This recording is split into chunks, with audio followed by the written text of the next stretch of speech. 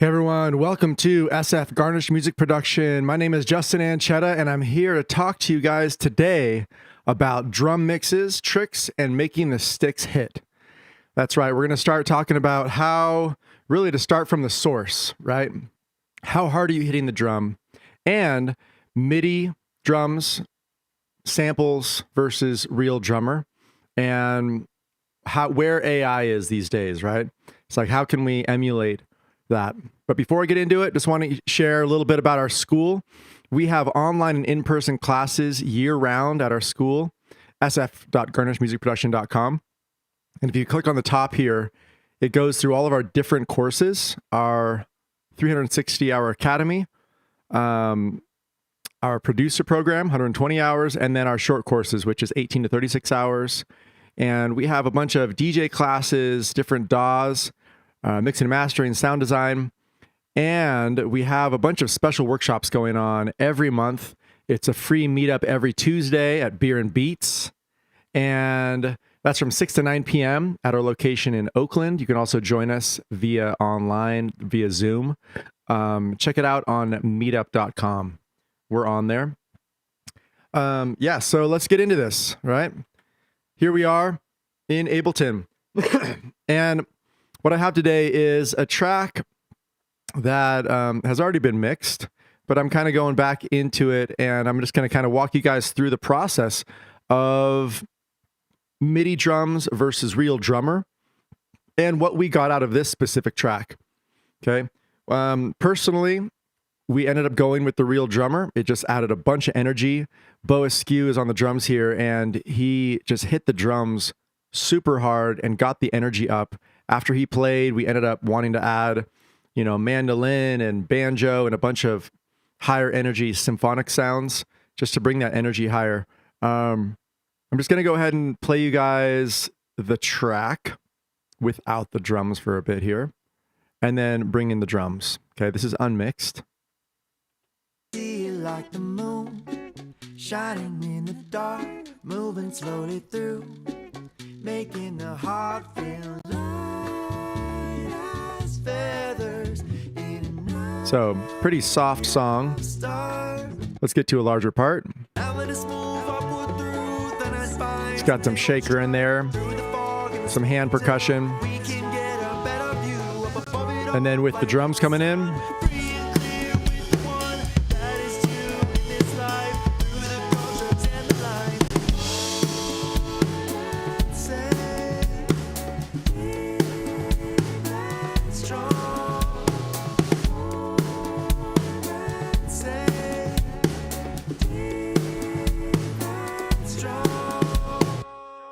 nice. So that's what we have there. And I'm just going to go into how we would start mixing the drums. Okay, this is obviously recorded in a pretty good way. You can see the waveforms very nicely set up. It's all labeled very nice, and it's in a group. Okay. Notice how in that group we don't have any audio effects yet, and in every individual we have 0 audio effects. So what we're going to do is start mixing the drums, doing some basic EQ, compression, and also the drum bus is kind of a final little icing on the cake that we'll talk about.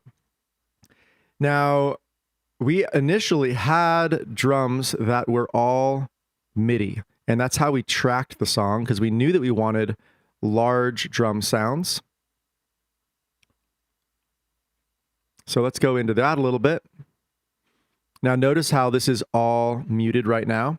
So anything not highlighted in the number here shows that it's muted. We're going to bring these back on. These are also showing that these have solos within them. And what I did here is I split up the kick, snare, and hi-hat and named it over here. And I just soloed those individual things on the track. If I really wanted to use these, I would clean it up and just have that kick, just the snare, and take the solo off. But this is just kind of a scratch. Let's just go ahead and solo the drums here, drums all.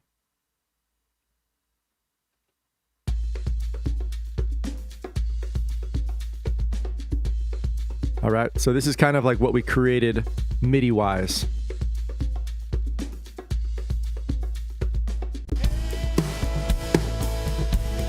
I'll take out the real drums here for a second. It's really important that you guys, that you do an A-B, right? When you're mixing things, A-B, the things you like, the things you don't like.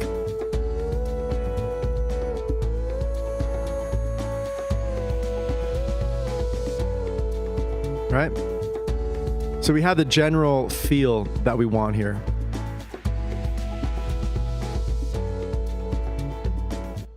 And this was all done utilizing the Push 2, which comes with the, it's what Ableton has created as their hardware device, and it's amazing. It's all beat synced using the repeat function, and then we put a little bit of a feel onto it.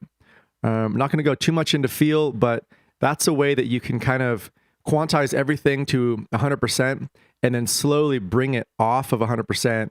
Me personally, I like 14% quantized off grid with that feel change. It like 100% would be swung, and at 14% it's just a little bit off from being perfectly on grid. So that's just a little tip from me personally. That's my preference. You should definitely find your own preference of how much of that quantization. It's the swing amount specifically. I go to 14% often. All right, so let's go ahead and just mute these drums for now. And I'm not going to get into how we did these drums in this session because we only got an hour today. But just wanted to give that kind of A-B listen, right? So I can mute all of them just by drums all in, muted. Let's make sure that is muted. All right, those are out. And this is the bow drums. A lot of that human feel going on here. Super tight to the grid. That's something super special about Bo specifically, is his ability to play to a click track. When you have a drummer that can do that, it makes your life a lot easier in regard to, just having this all work out. So let's go ahead and start mixing the drums. And what I always start mixing with is the kick. So you want to highlight the kick. I often come into a spot that I know the kick is really hitting. This whole area right here seems pretty good. I would go Command L to bring my loop bracket in. So it's going to loop this for me. Notice how we have a regular kick and we have a kick sub. Pretty cool that he already has that in there. And that's together. So we kind of want to make sure that we're doing justice to each one. The regular kick, it sounds like it could be even the front side, and the kick sub probably inside the drums. Speaking of that, how do you mic up the drums, right? If you're doing live drumming, this is a technique that you definitely look into. Distance, proximity to each drum. When you have overheads, making sure that you measure to the snare, which is your loudest drum, and making sure that it's the same distance so it doesn't go out of phasing. So a couple things there. So what we're going to do here is our audio effects are right here. You know what? My second screen is better. I'm going to switch screens up on you guys. So I'm bringing this one in because it shows all my audio effects on the left-hand side. And I'm going to go back in by pressing Tab to now visually see arrangement view, which is what we're working with today. And we're highlighting this area.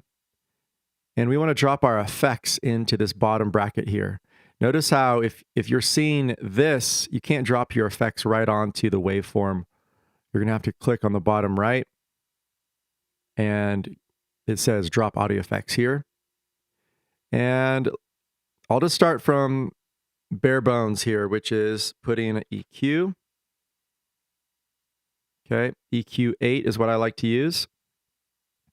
I already have some effect racks that I already have created, but just starting from scratch here, this is what we'd be doing here. bring that larger so you can see it nice and big. Notice how we're seeing the waveform.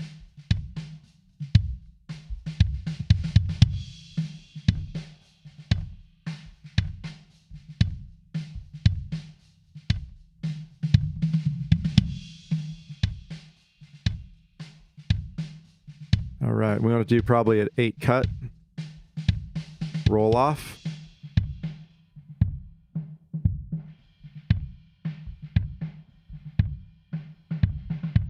And a 1 roll off as well.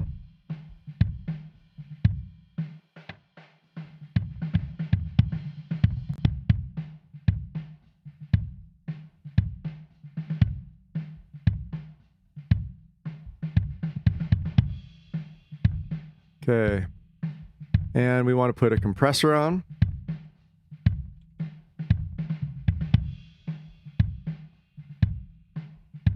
Dynamics, compressor. We're going to put the compressor in front of the EQ. So we're starting with the compressor. I personally like this view of the threshold, bringing it down so you're engaging at that point.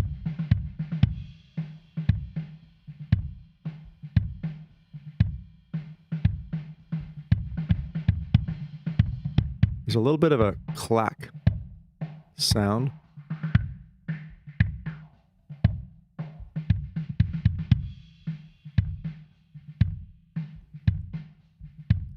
All right. And your cue point, you can always make it larger so that this is more precise, right?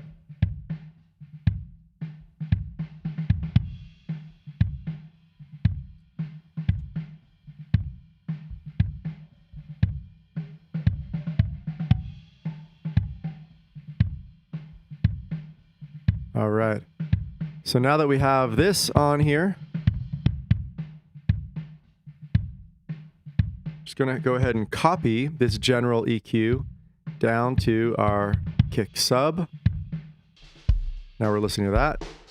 Clicking in this bottom area and going Command V. I did Command C before to copy it, and then Command V to paste. So it instantly is sounding better.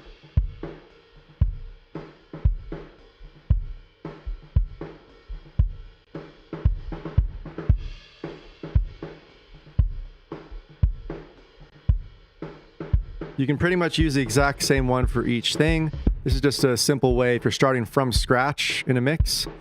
Going down to snare now. Obviously, we want something completely different with the snare. Open that up a lot.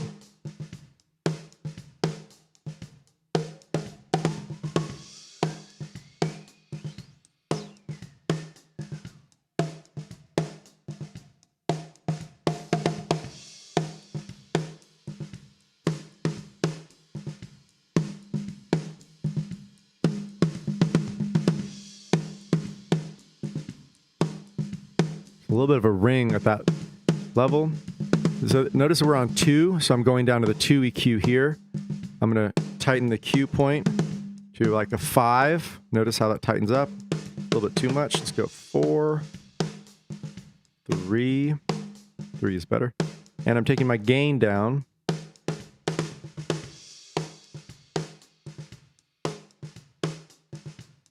You don't want to go too much because you're going to lose kind of some body of it.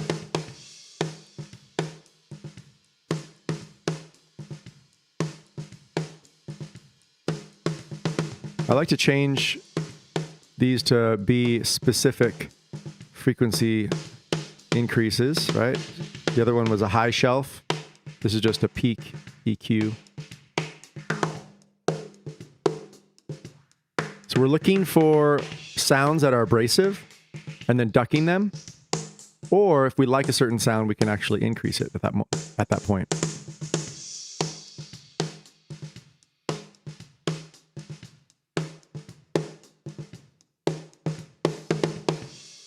And our cue point is pretty wide. Bring that down.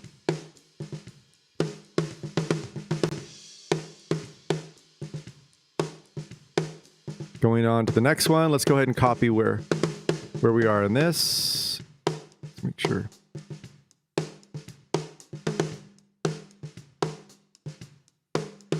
copy this from where we're at now. Selecting both, Command C. So we're essentially just putting EQ and compression on each of the drums. Here's the rack tom. Now, in this area, we don't really hit the rack tom too often, so let's go to the spot that we're hitting it more. And Command L, looping that area.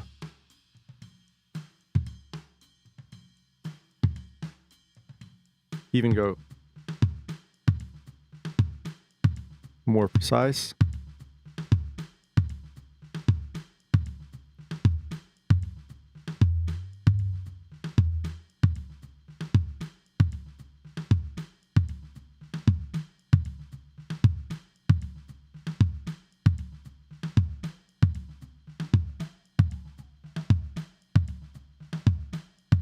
Dropping that area. We don't really need too much of the highs here.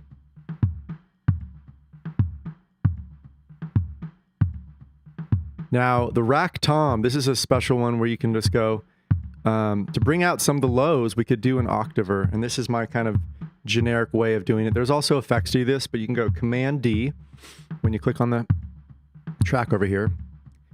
And what you're essentially doing is copying that exact part down. I'm going to rename this.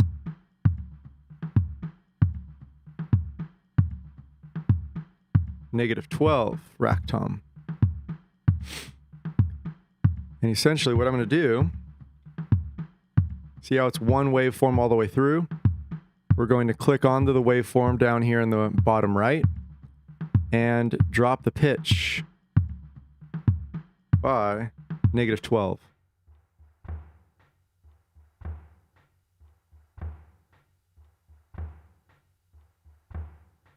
And looks like I might have copied the wrong track, possibly. So let's go ahead and get back to that. Oh, there we go. Okay, I must have duplicated something instead. All right. Let's zoom in. Okay, we have the right track here. All right, here's a good thing to understand, is that these have to be warped before this happens, okay?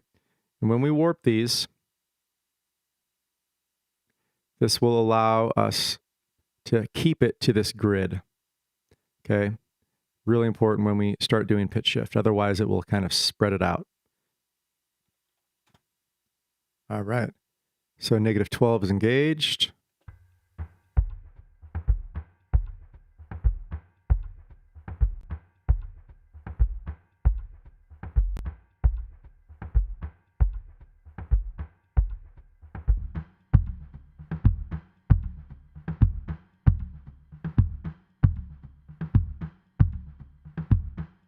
Bringing the -12 just down a little bit in the mix.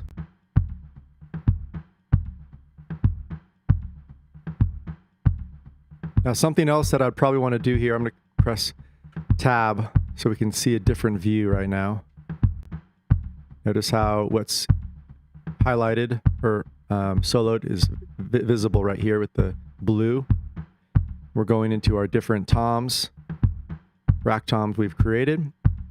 The one that is -12 is right here. I can even change the color so I can really know the difference.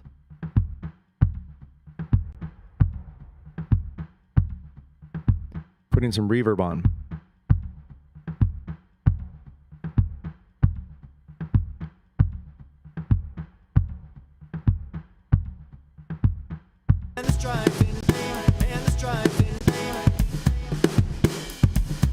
The loop is still on.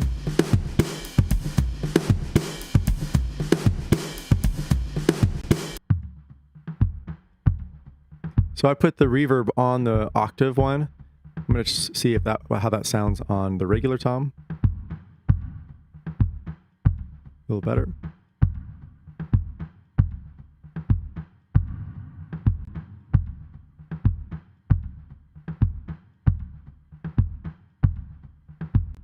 All right. So on to our floor tom, and our EQ should be probably pretty similar for this, so that's why We're going to copy it from our other tom over to our floor tom. And our floor tom is definitely going to help having that extra low, the low boost of the -12. So we're going to duplicate this right away. And we'll be using the same effect again. So if you haven't ever done this before, following along would really help out. If you don't have your own tom or low recorded, you can use a sample on a track and just do this effect with me. I find that people doing it while I'm doing it really can help you follow along and then get your chops for doing this quicker. So I'm going into a spot that has a hit. You can even slide this loop bracket over to that location and renaming the bottom one here -12 floor tom. And we're also making sure that this is warp enabled. And once it's warped, -12. We're just highlighting the first tom for now, the floor tom.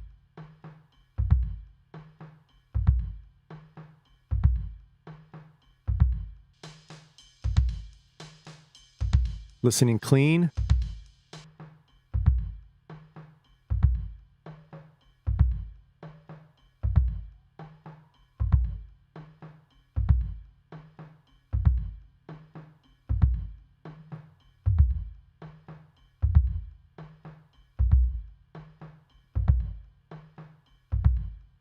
Don't really need that 3 drop in that location. Opening this cue point up a little bit so I can hear the thud.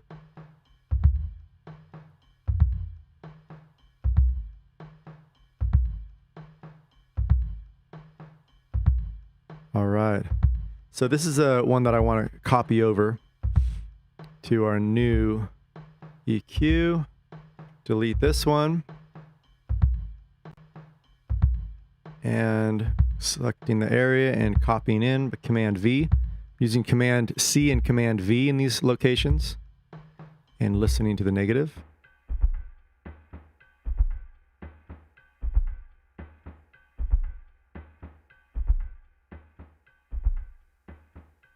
Both of them together now.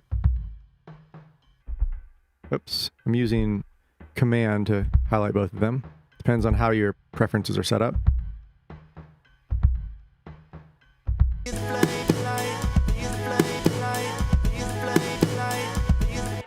All right, so we have that loop going on. I'm just going to go ahead and finish off pressing tab and get over. I'm going to also close these out. Yeah, minimize that and put a little bit of reverb on this one.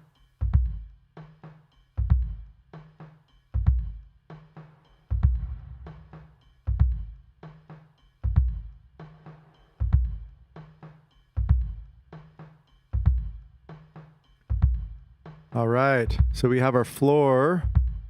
Let's make this one the same yellow color. Overhead. Notice how everything's coming through the overhead. We're gonna have a lot more separation if we can really highlight the specific area that we want to engage, which is the high end specifically. So obviously this EQ is not the best for this one. But if we take off, we can just go ahead and take these numbers off right here and roll these.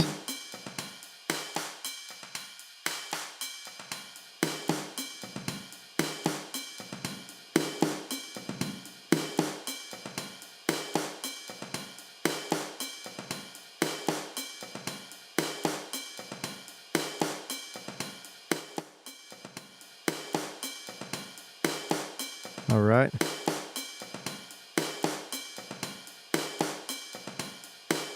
And overhead left, pan left, and pan right.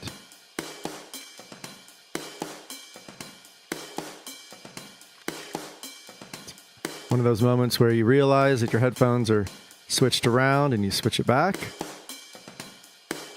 Highlighting these two, Command C, soloing the next one. See See how big that's sounding? And we just want the high end for this.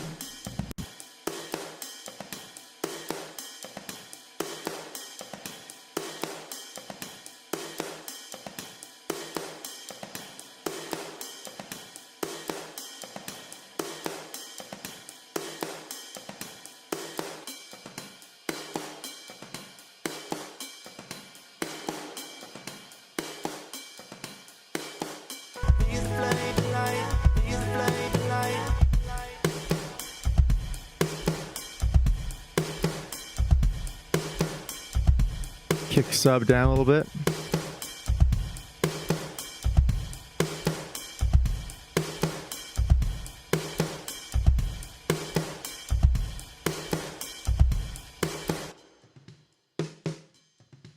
Did we do the snare? We did. It's not coming in too strong here. I'm going to try and bring the threshold.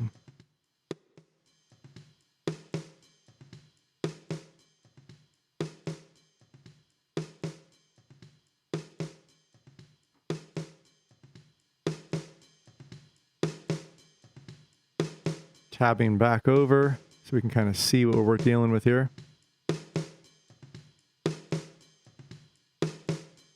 You can also bring in a utility, which just kind of allows you to boost up some of your gain structures. I have it over here on my effects favorites. Let's bring it in on the front side.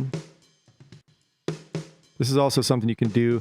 If you have any phasing issues, you can use the utility to take care of that.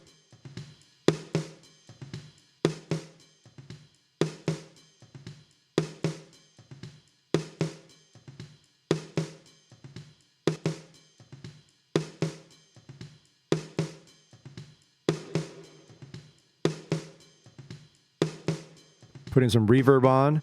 My A reverb is short, B is middle, and then C is long, and that's panned right on my effects ends. And then I have my delays D, E, and F.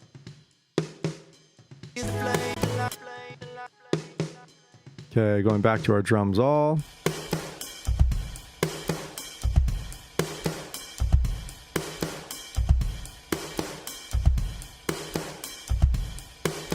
So a lot of our sound is really coming through our overheads, the brightness of our overheads.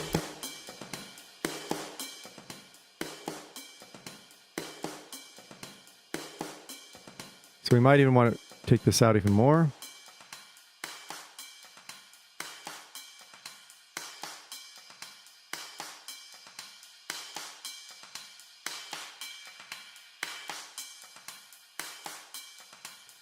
All right, let's try that in the right side as well.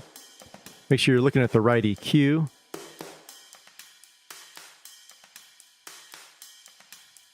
Bring an extra cue point for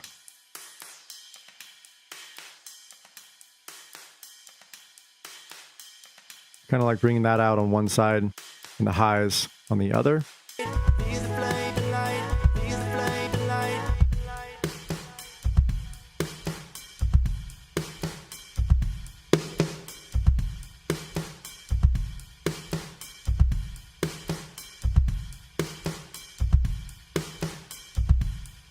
Now, something we probably want to do as well is put our utility on our overheads.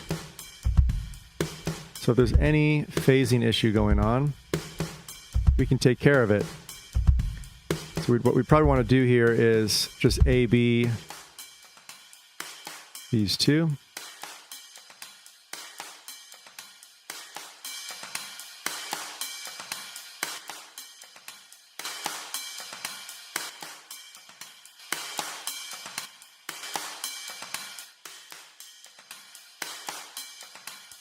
All right. Another thing that you can do is on the low end using utility, you can actually make sure that everything is mono under a certain frequency, like clicking this bass mono and then putting the hertz in. That width is sounding pretty good to me. Okay, bringing this in. I'm noticing I'm still listening to both sides, so comparing both sides in.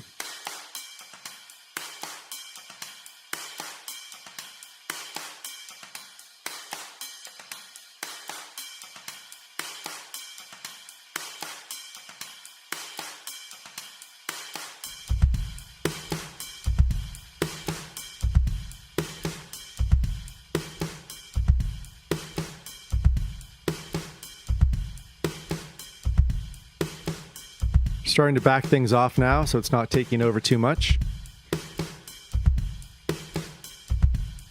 All right. Cool. So anyone that's just joined us, thanks for tuning in.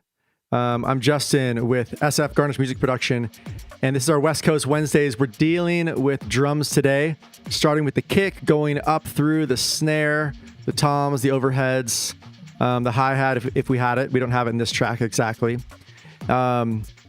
But yeah, this is Bo Askew on drums in the song Upward from Honey of the Heart, and just kind of getting into some of the details here. So as we're looking at this, I really want to pay attention to what we've done with our overheads left and right. They're panned. You can also do a little panning with some other things as well, such as your toms, right? But it does get kind of to the low end, right? When you start doing tom panning.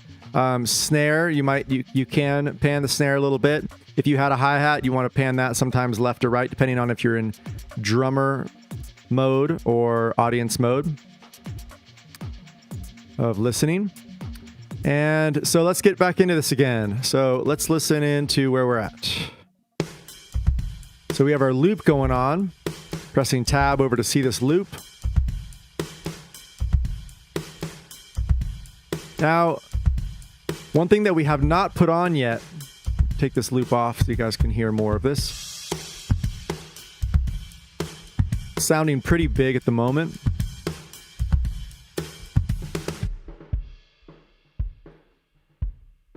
The sub sounding good. Let's look at the EQ of that and compression.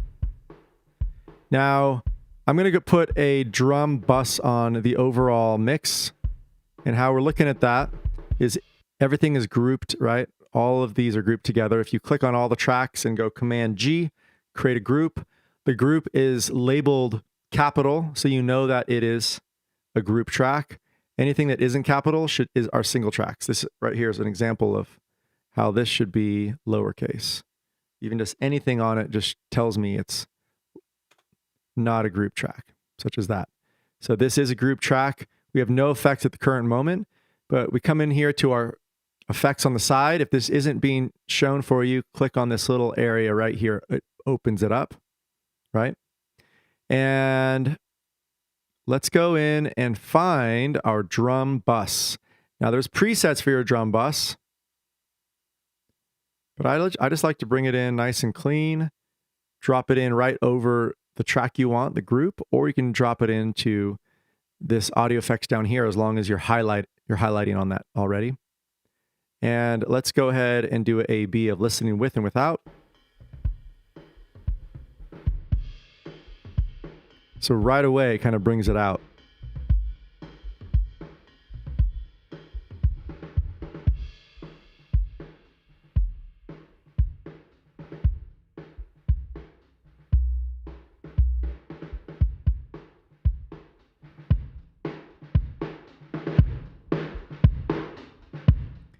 Put some drive on there.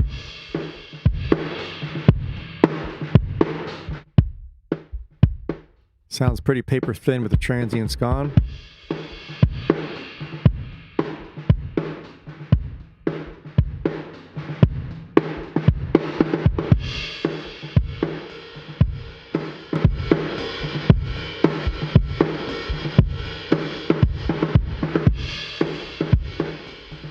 Okay, so just kind of working with, what's sounding good, what's sounding like too much possibly. Once you start bringing this in, it will change your mix a little bit. You might want to start dropping other things, right? So the drum sub is needed less because a lot of it's done through the drum bus. Notice how this is before. Actually, let's go ahead and just do the drums. This is everything together.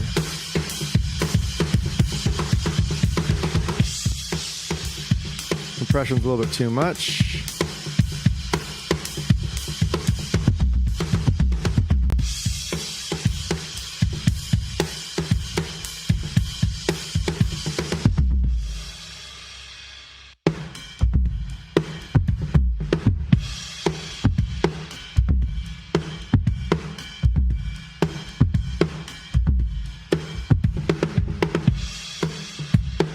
So I like actually hearing this section right here where it has the tom work both on the middle and low tom.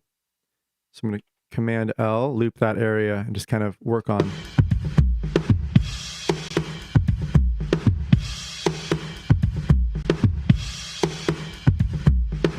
Going back into my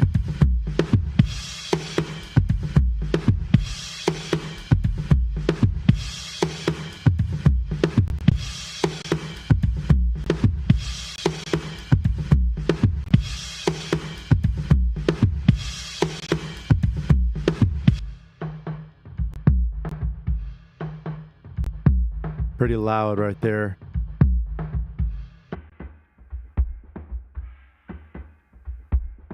Bringing down this thud.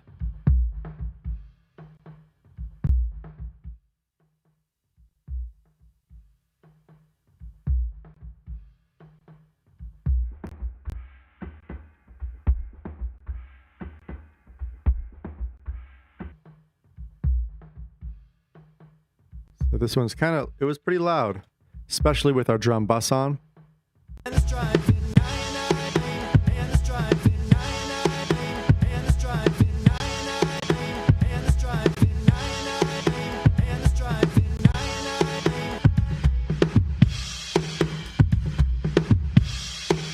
Okay, taking the drum bus on and off. This is how it was sounding before. And then with the drum bus on. Now this is a drum bus. This drum bus is actually within Ableton Live. There's also VSTs you can also use. But this one is incredible, I must say.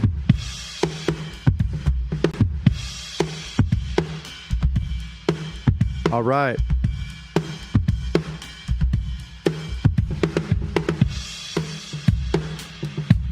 Full volume. Full volume is actually peeking you guys out on air. Apologize. So yeah, making sure that all your volumes are set to how you want them. This was at -5, and it's really just kind of, you probably shouldn't mix at a negative on your group, and do negatives per channel is my suggestion. And then at the very end, do this to do your mix with everything else. Since I kind of reverse engineered this already was a -5 because I kind of did this already and just didn't reset that. So I want to give you a heads up on that. Okay, pressing unsolo.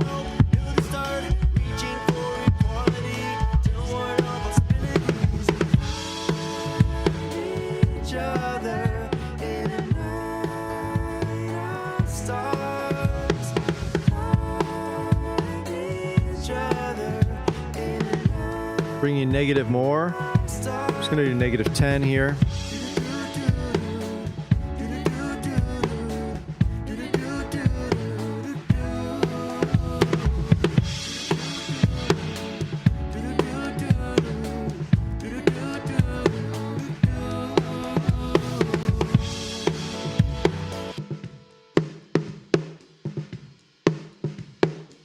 Let's get this snare down how we like it.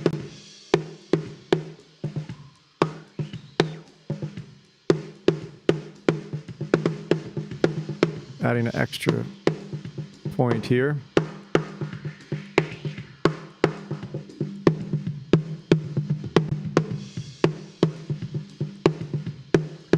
Our cue point is way too small.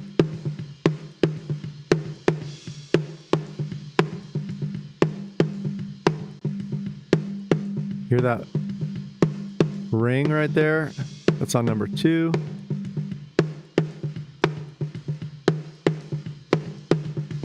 Bring that even tighter.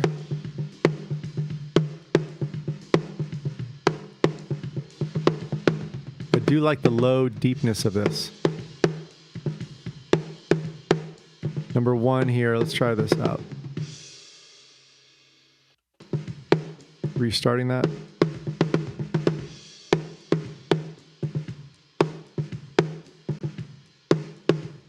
With everything together.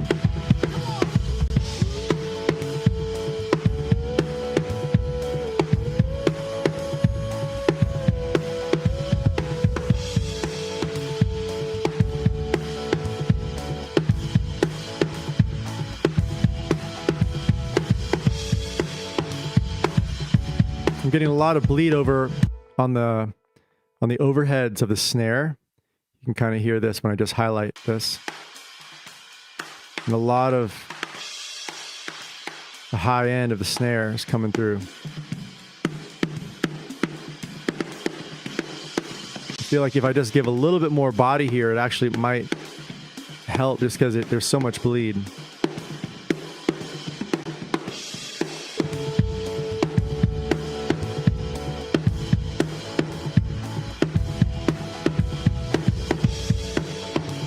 Bringing the volume back a little bit more on those.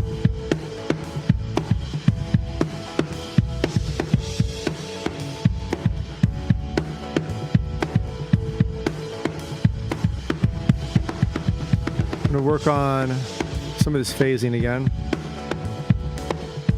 just by taking these off.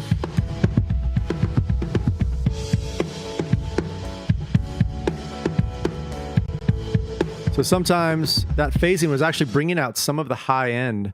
Yeah, and the width coming out like that. So I'm actually going to take that out for now. But it is something that it's good to kind of do an A/B test.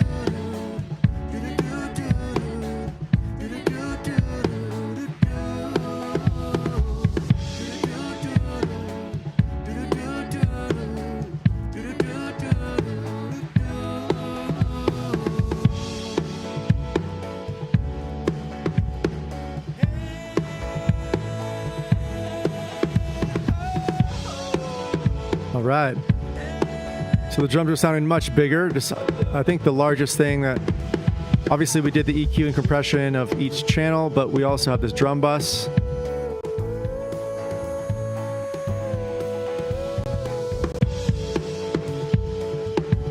Pretty big.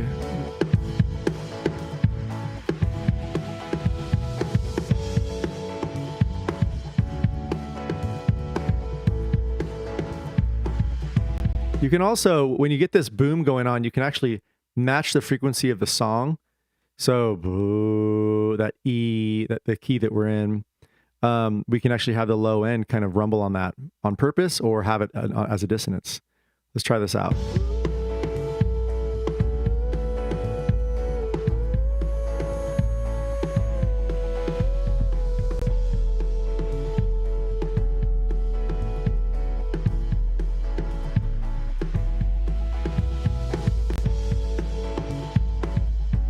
So about 50 hertz.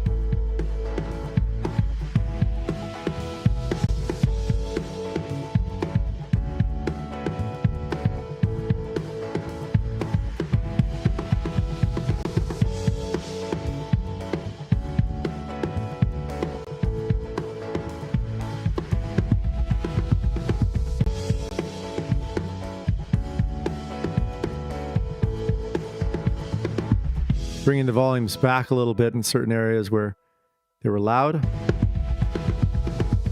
And turn off our EQs on these now and make them not expand out. Go ahead and just loop this one section here.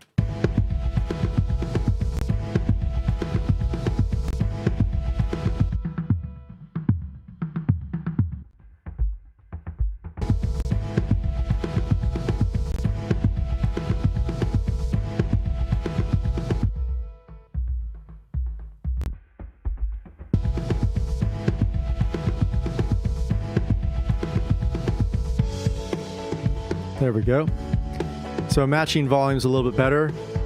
I like this view here too, in session view, because you're looking left to right. We can close this down and we can kind of see more of where the volume settings are at, right? This is your stage gaining a little bit.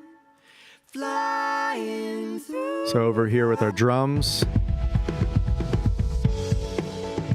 right, you can kind of see this tom right here is pretty loud. The rack tom versus the floor tom here. We're using the -12 a little bit more on that floor tom.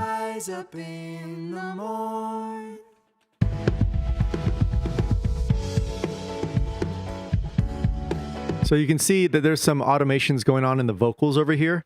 You can do the exact same thing if you wanted some major sustain on the cymbals. You could actually automate reverb per se, or a freeze on your cymbals to really last the length that you want, or even the volume to cut out shortly thereafter.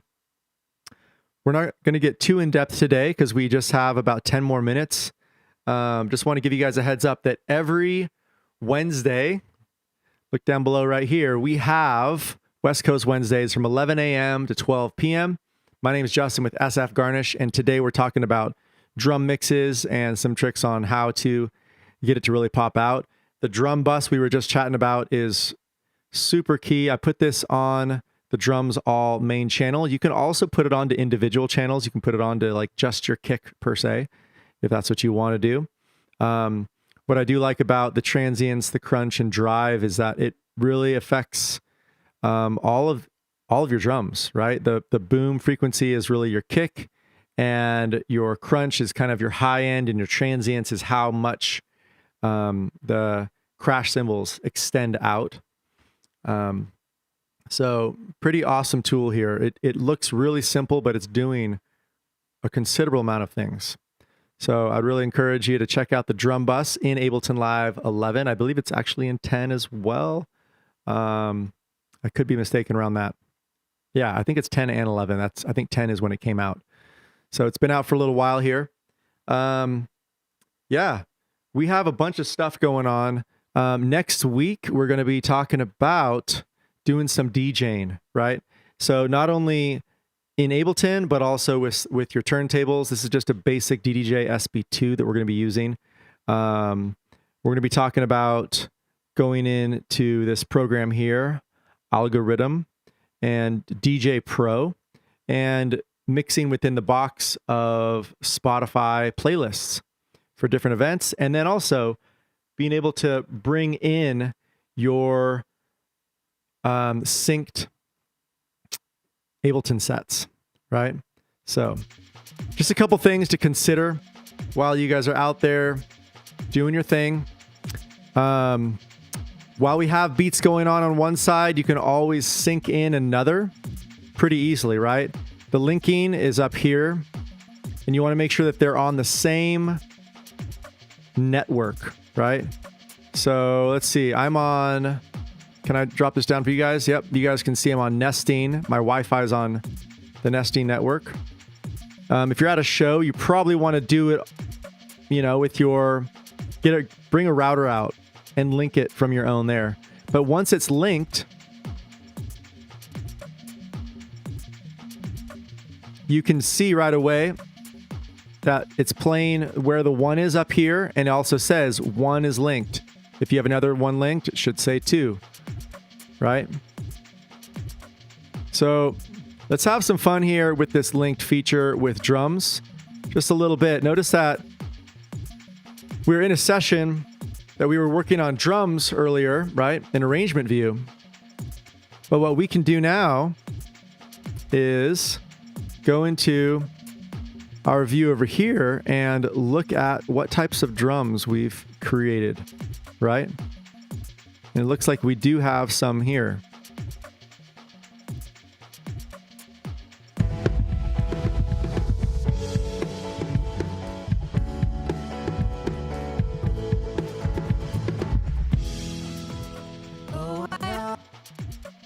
Notice how 115 BPM is on both sides, right?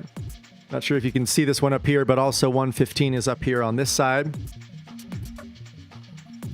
And we have 115 over here. So I also want to make this to where you're just hearing the session and we don't want to hear all this other stuff. So I'm just going to zoom out of arrangement and bring this far over here. Right? This is past anything that we've done already. Barely past. I did some extra overdubs over here. So if you want to go farther, you can always make more room for yourself. And it says live. The reason why I have it live here is that nothing is engaging automation over here unless I really want it to. All right, so let's go ahead and go back in. And let's play all these.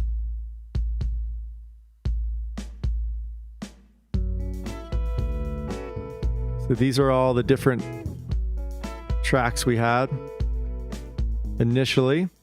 Just going to go ahead and just stop all the tracks here that are not the drums.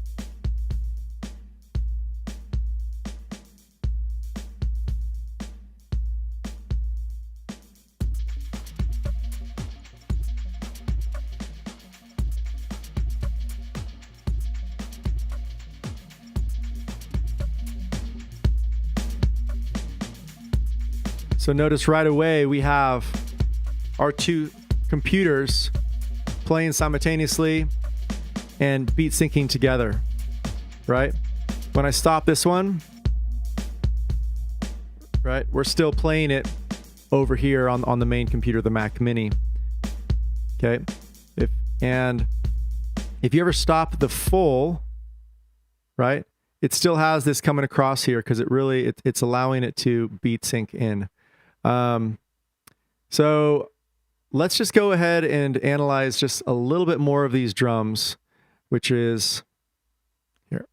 Let's play these a little bit. So we had some live drums coming in here. Jesse Weber on the percussion here. Guido.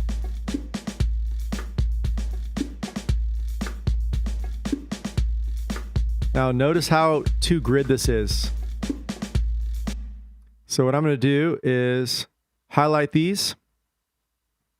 And when I hold down quantize with my push, it tells me the swing amount. I'm going to go to 14%. Now if you don't have a push, right, you can right click. And let's try and quantize. Okay, maybe we just do one at a time if it's... There we go. Quantize, extract groove. Boom. All right. Down here, quantize settings. Okay. It says quantize to the 16th note triplet, or you can do 14%. Right? So I believe that this actually is not the same thing as the swing amount that is on the push. So I would encourage you to check the push out in regard to the swing amount. I'm just going to go ahead and show you what it sounds like, which is how I've been messing with this here. Quantize amount. I'm going to select the ones I have and press quantize. Let's make sure that worked. Quantize, there we go. Okay, you can see those move just a little bit. Quantize, quantize, quantize, quantize, and quantize.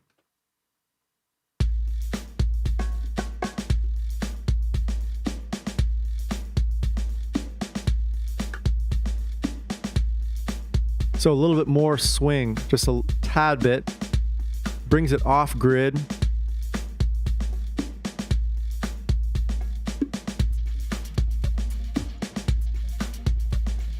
Now, if you have your other computer attached to it, right? We have some auto panning going on with the surround panner on this side.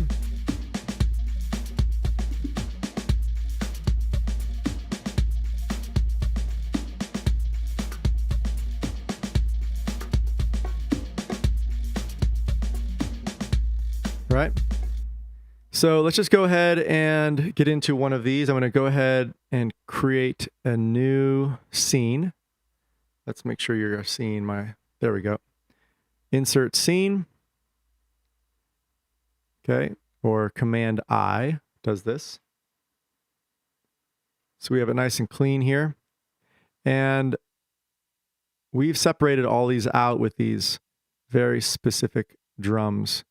So what I need to do is go ahead and just copy one of these over and make sure that we have everything turned on so that we can really play these drums freely.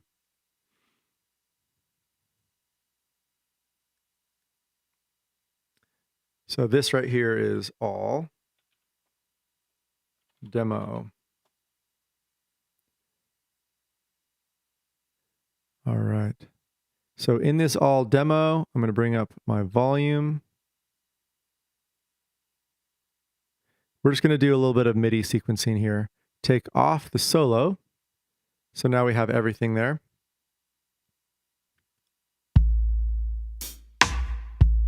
There's a lot of ring out on that.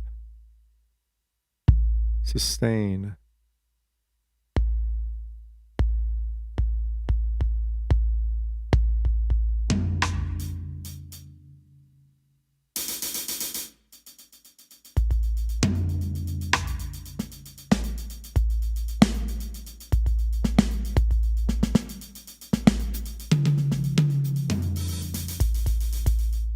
All right. So what we're doing here is using our MIDI triggering, which is our push 2, in repeat mode, and it's to the 16th note. So it allows us to play everything there. We can stop all, right? If it has these play buttons highlighted, it means it's going to play on the down. We want to make sure that is in stop mode. And this is a way that you can actually play linked to another computer or linked to an external clock, right? So we have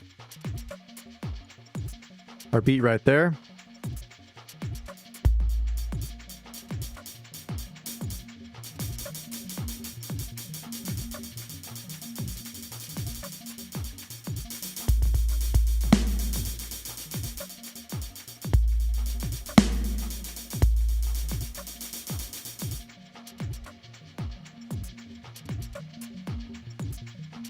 Great. So this is the ability to kind of play along with. Now, one setting that if you're playing in this mode, you're going to want to go Command, Preferences, and make sure that your sample rate and buffer size is smaller so that your lag time isn't big, okay? This is the difference of being in mixing mode or in live performance mode, okay?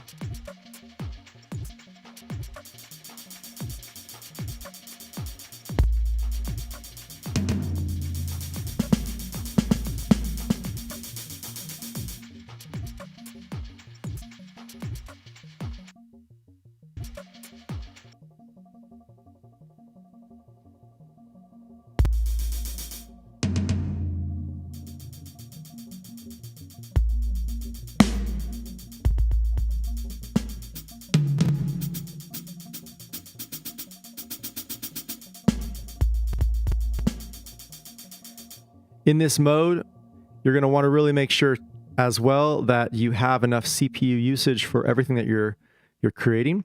So you want to watch this setting up here. If it gets up to that 60+%, you're knowing that your CPU is struggling. Things that can bring your CPU down are channels that are being played, right? When you're playing your track, it shows you which ones are taking CPU. Look at these two right here, right? Tons of CPU. If you don't want to see this, you can take out that portion, right? This is a new feature in 11. So these ones are taking a bunch of CPU.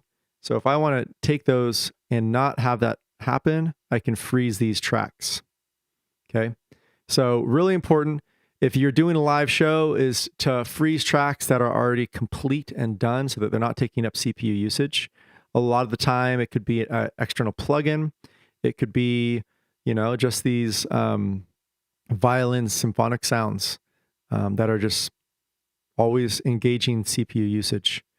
So a couple tricks there for you guys. We kind of went into some drum beat mapping, a little bit of MIDI use, and also linking computers together. A lot of people don't know about that feature.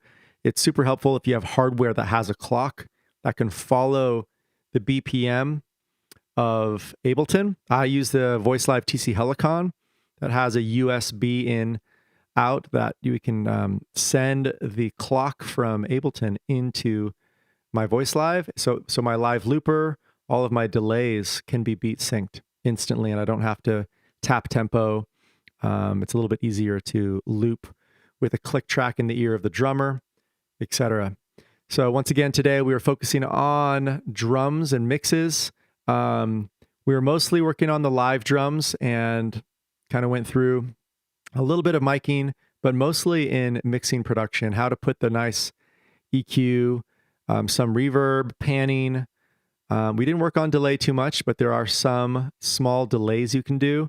One suggestion is to play around with a small millisecond delay between 60 to 120 milliseconds, often in that 70 to 85 millisecond delay. Super helpful to just create some body on not only your drums, but your vocals, even other instruments as well. It actually puts the instrument into a room, per se.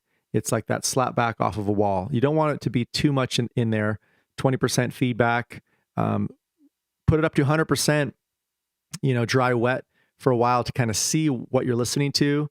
If it's matching your BPM, yes or no, do you like it or not? And then bring it back to where you can just barely hear it. And most often that is where the sweet spot is where it's not totally affecting your mix, but it's just bringing a little bit of that wetness and that change up into your mix. So I hope this is helpful to you. We have a whole curriculum at SF Garnish Music Production, and thank you to the Garnish Music Network for having us out weekly every Wednesday.